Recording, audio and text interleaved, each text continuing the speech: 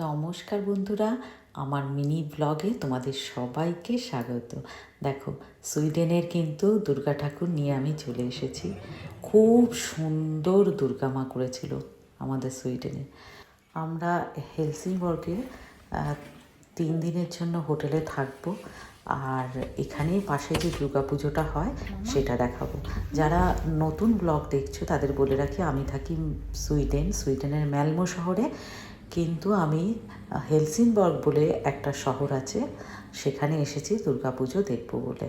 যাক, প্রথম দিন দুর্গা ঠাকুরটা খুঁজতে গিয়ে, যেহেতু পায়ে হাঁটা পথেই আছে দুর্গা ঠাকুর, হোটেল থেকে অনেক হ্যাপা পুইয়েছি, সেটা আর বললাম না। মানে গুগলে সার্চ করে গিয়ে আর কি এলোমেলো পথে চলে গিয়েছিলাম। তারপরে অবশেষে এই দেখো, একদম কি সুন্দর পুজোটা হয়েছে। দুর্গা মাকে দেখলাম, দেখে মনটা একদম ভরে গেল। তোমাদেরকে কি বলবো, একদম ভরে গেল।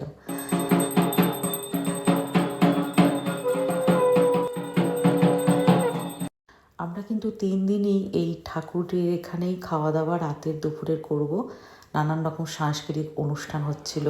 এখানে কিন্তু একটা মিনি বারও ছিল, পুজোর শেষে ওপেন হতো। এই দেখো, চিকেন থালি, মাটন থালি। তোমরা পুজো কেমন কাটাচ্ছ আমাকে জানিও।